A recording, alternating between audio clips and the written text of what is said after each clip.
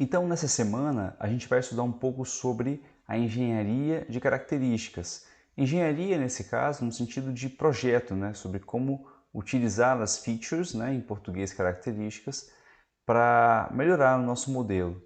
Nesse vídeo, a gente vai falar um pouco sobre a introdução ao pré-processamento. Pode parecer um título de Machine Learning convencional, mas aqui a gente vai tratar dos aspectos do pré-processamento num ambiente de Machine Learning de produção. Vamos lá. Bom, uma frase aqui do Andrew Ng, que é o professor desse curso de onde me inspiro para fazer essa disciplina. É difícil criar características, é demorado e requer conhecimento especializado. O aprendizado de máquina aplicado geralmente requer cuidadosa engenharia de características e conjunto de dados. É claro que no machine learning atual, com o uso de deep learning, achou-se que o uso de features, de características, poderia ter sido até descartado, né? De fato, em imagens e etc., essas características, realmente, a extração de características é uma etapa que não é muito utilizada, mas em bancos de dados relacionais, ou seja, banco de dados estruturados, ainda é bastante utilizado, né? E o pré-processamento ainda é necessário, seja utilizando Deep Learning ou uma técnica mais anterior, né, como SVM ou redes neurais, etc. Né? Então, nessa aula, nesse vídeo, eu vou falar um pouco sobre como aproveitar ao máximo os dados, a arte do design de características, né, da engenharia de característica, o processo, né, de engenharia de características e como essa engenharia de características é feita no pipeline de machine learning típico. Bom, como que a gente aproveita então o máximo dos dados, né? Em primeiro lugar, a gente tem que tornar os dados úteis antes de treinar o modelo. Os modelos de machine learning geralmente requerem um pré-processamento, né? Você já deve entender bem sobre os modelos de machine learning nesse ponto aqui do curso. Mas aqui a gente vai focar nas questões de produção. Em segundo lugar, representando os dados em formas que ajudem os modelos a aprender melhor. Então, eles tendem a aprender melhor os modelos quando os dados já são tratados, né? Por exemplo, normalizados, né? Isso é algo que todo mundo já faz como padrão aí. Para aproveitar também ao máximo os dados, a gente tem que aumentar a qualidade da predição. Então, a gente vai ver técnicas, né, para selecionar, transformar os dados de entrada, as características, né, que vão melhorar assim a predição do modelo.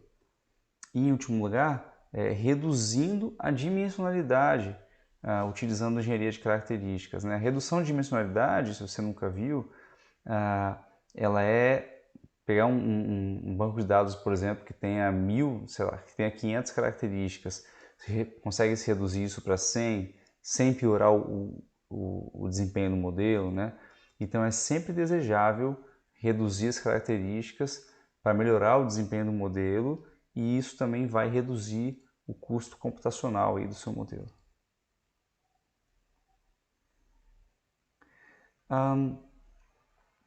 Aqui a gente tem, né, sobre a arte, né, da engenharia de características. Né? Isso aqui é sobre melhorar a habilidade do modelo de aprender, né, reduzindo, se for possível, os recursos computacionais necessários através da redução de dimensionalidade. E isso se faz transformando, projetando, eliminando e combinando as características dos dados brutos para produzir uma nova versão do banco de dados.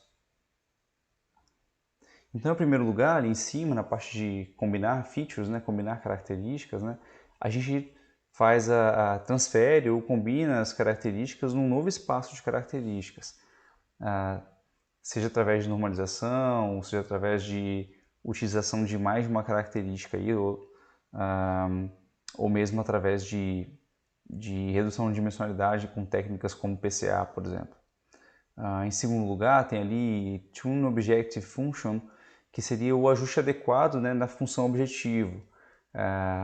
Por padrão, aí, a gente enfim, não tem muito padrão, na verdade, na função objetivo, né, que é a função de perda aí utilizada para treinar, mas essa função tem que ser bem escolhida para que o modelo convirja para o local correto, né. Em terceiro lugar, você também pode fazer novas features aí com dados novos, por exemplo, né, produzir essas novas features, coletar novas features ou combinar features como foi no primeiro passo. Em último lugar, como quase em tudo em Machine Learning, e fazer as iterações, né? Isso aqui vai ser sempre um ciclo que você vai monitorar e ir melhorando o seu modelo, traçando esse ciclo novamente. Então aqui a gente tem um pipeline típico de Machine Learning. A engenharia de características geralmente é feita em dois contextos, né? Durante o treinamento e durante o serviço. O ponto-chave aqui é que você deve aplicar o mesmo pré-processamento que foi feito durante o treinamento, também durante o serviço.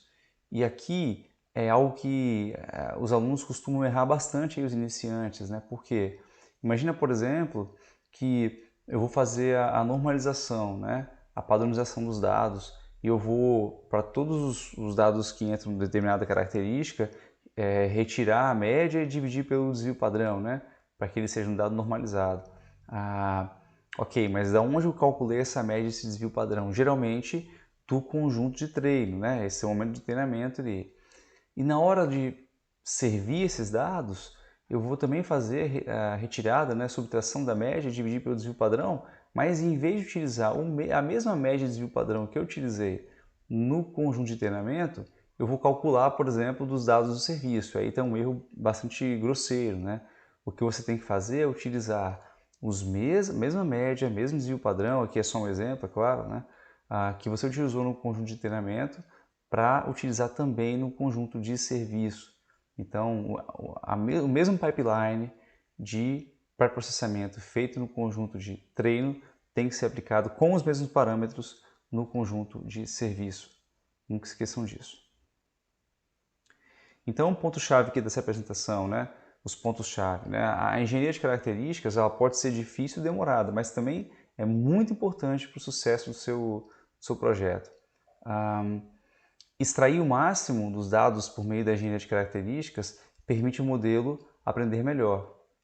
Então, se um dado bem limpo, bem apresentado, né, sem sujeira e também bem adequado, aí, pode fazer um modelo com bem menos capacidade funcionar melhor do que um super modelo de Deep Learning, por exemplo, né? Concentrar informações preditivas em menos recursos, né, em menos características, permite o uso mais eficiente. Então, se você aplica, por exemplo, redução de dimensionalidade, você tinha lá 100 características e reduz para 3, por exemplo, e você mantém aí um desempenho bem alto, você pode com isso ter um custo computacional muito menor, né? Em engenharia de características, durante o treinamento, ela deve ser aplicada também durante o serviço com os mesmos parâmetros. É isso aí.